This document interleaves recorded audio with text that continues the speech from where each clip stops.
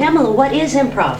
Improv is all about being in the moment. It's like you don't have any script and it's all unrehearsed.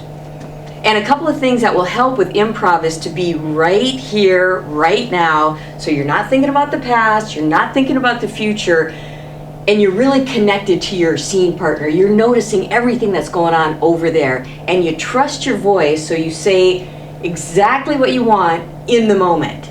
Okay. So we're going to do a demonstration of word ball that will help you trust your spine. It's a phrase we have in improv about trusting your spine. Like some people will be at a meeting and you feel that little nudge in your spine, like you want to say something, but the ego mind will say, no, I better not say that, or maybe if I say this, it'll be better.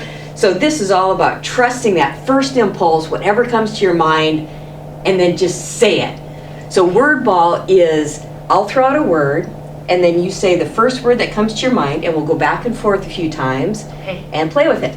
Oh, sounds like fun. All right. Let's do it. Pumpernickel. Pie. Juicy. Sweet. Yummy. Mexican food. Uh-oh. Uh-oh. Oh, where? Office. Today. Tomorrow. Never. Always. Okay. Yes. All right. Okay. Yes. No. Uh-oh. Yes. Tomorrow. Today.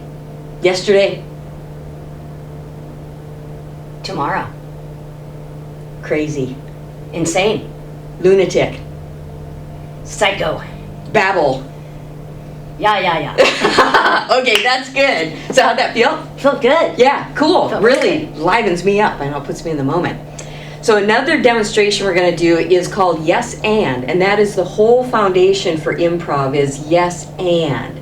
So you take what's called an offer, I will offer something, and you acknowledge it and you add to the scene. So yes and doesn't mean that you're agreeing with it necessarily.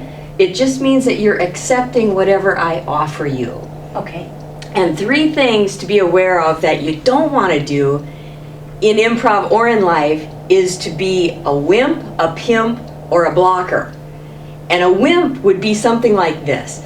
A wimp doesn't add anything to the scene. So if I said, for example, I'm going to the store to pick up some juice, and you said, oh really? That would be a wimpy answer, right? Wimp. Right. Or let's say, for example, there's no emotional connection. If I said, oh no, that kid is running in front of the car, and you said, well, yeah. I mean, that would be no emotional adding to the scene. So that's a wimp. The pimp is something where I might, as an improviser, force you to do something you might not want to do. For example, if I said, or let's say your offer is,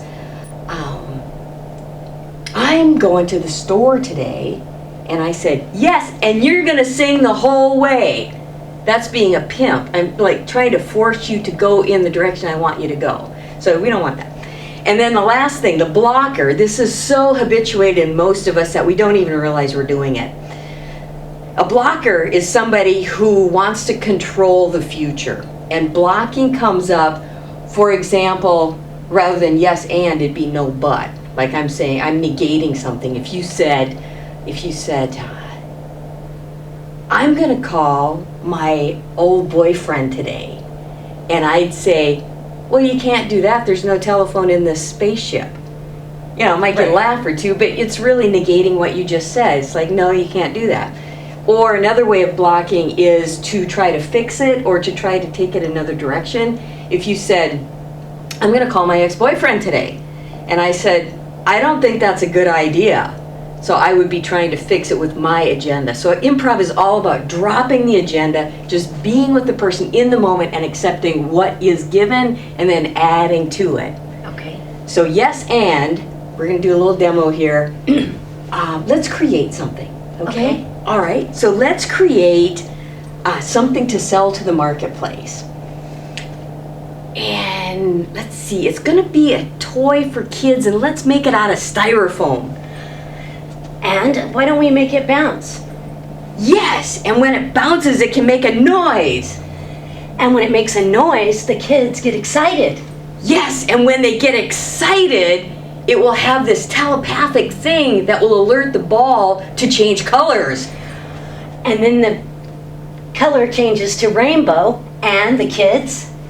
Yes, and when it changes to rainbow, it actually emits this smell of tulips. Tulips. Oh, and then it has smells like rainbow flavors. Awesome. So you get how that goes. Yeah. Yes, and it's really a cool way to go through life too, when you're just accepting what is and then you move it forward. That's really, Yeah. And that's great, because I was thinking in my mind, tulips don't smell, but you just took it. Yes, and. Yeah. That's great. Okay, so the last thing we're gonna do is to do 1 word, 3 word. Okay. And 1 word, 3 word goes something like this. We'll get a suggestion of a location, any location at all, and then you will do the 3 words, I'll do 1 word, Okay. and we'll just play with that and see where it goes. Okay. Okay, Let's do so let's see, what's a location? You got one? it. Got it. Office. Office, okay. So, boss. I am late. Sorry. It won't happen again. Fired. Please, another try. No. I beg you. Okay. I will be good. Harder. I will try. Harder. Yes, ma'am. Yes. Okay, let's switch it around a little bit. Okay, so I'll do the 3 words, you do 1 word, and the location is a garden. Okay. 1 word. Flower. It's so beautiful. Green. I love the colors. Trees. The trees are magnificent. Smell. Oh my God. Beautiful. It is, isn't Lovely. Okay, so that's 1 word, 3 word, and it also helps us get into the economy of words, because sometimes we talk way too long, but it really helps us to focus on that clarity and what we were saying. Another thing about improv is, in a lot of studios, there's a sign up, and the sign says, if you're not making mistakes, you're not doing improv. Which is really great, because so many of us hold ourselves back, we don't want to make a mistake. But with improv, it's simply of what's called a failure bow. Just say, I screwed up, and then you let it go and you move on, rather than, oh my God, hey, I screwed up, failure bow, yes, yes, yes. And then also, if you think about the clowns in the circus, they might go out and do a back handspring and they mess up the last one, but they get up and they demand from the audience, it's like, ta-da! And they want the applause for trying. So we all have to give ourselves applause for even trying this, because most of us haven't had any training in improv, how to think on our feet and just go with it. And then another thing, the last thing to remember with improv is that the rules only apply to me. The rules only apply to you, if you were saying that. Because if we're in a scene and somebody messes up, and if they're saying, oh, you block that, or you were a wimp there, you will implode if you're trying to enforce the rules on other people. So if you keep that in mind, the rules only apply to me, you will be a lot better off dealing with people in improv or in life.